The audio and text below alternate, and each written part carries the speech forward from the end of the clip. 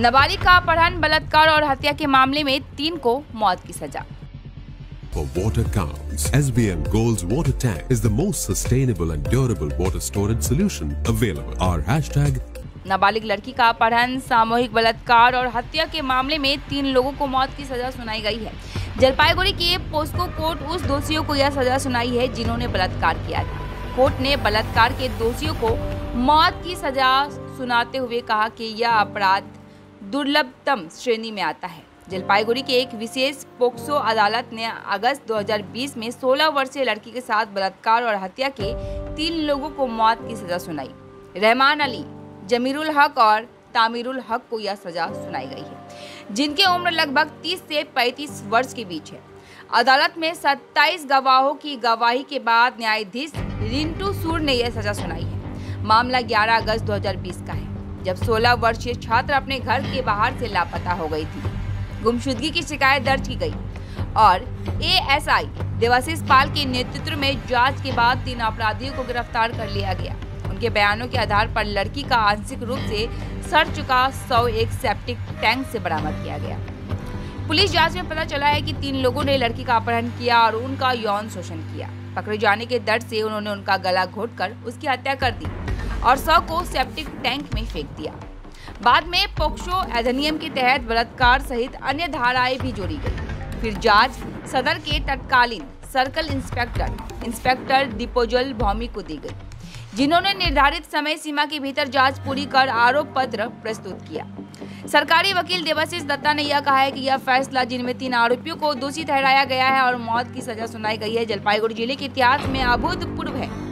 10 अगस्त 2020 की शाम राजगंज के सन्यासी काटा ग्राम पंचायत की लाल स्कूल बालाबाड़ी निवासी रफीकुल इस्लाम की बेटी मुस्का रानी परवीन अपने घर से लापता हो गई थी। 16 वर्षीय नाबालिग स्थानीय एक रामिया हाई मदरसा में कक्षा 9 में पढ़ती थी। लापता होने के अगले दिन लड़की के पिता ने राजगंज थाने में गुमशुदगी की शिकायत दर्ज कराई थी। शिकायत के आधार पर पुलिस ने जांच शुरू की और इसके बाद 3 लोगों को गिरफ्तार किया गया। पुलिस पूछताछ में उन्होंने लड़की के साथ कई बार बलात्कार करने, 15 अगस्त को उसकी हत्या करने और उसे एक व्यक्ति की सेप्टिक टैंक में फेंकने की बात कबूल की। लड़की का शव उसी रात प्रधान पाड़ा स्थित उस व्यक्ति के सेप्टिक टैंक से आरोपियों के साथ बरामद किया गया।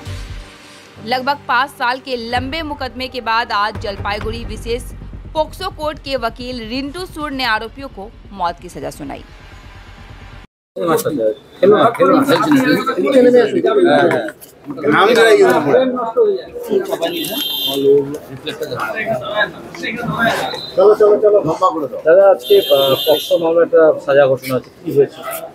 আজকে একটা মামলায় পক্সোগস্তের বিশেষ বিচারপতি মাননীয় রিন্টু সুর রায় ঘোষণা করেছেন। এই মামলাটিতে গতকালই ইনি আসামি 3 জনকে দোষী সাব্যস্ত করেছিলেন, আজকে তাদের সাজা ঘোষণা করলেন।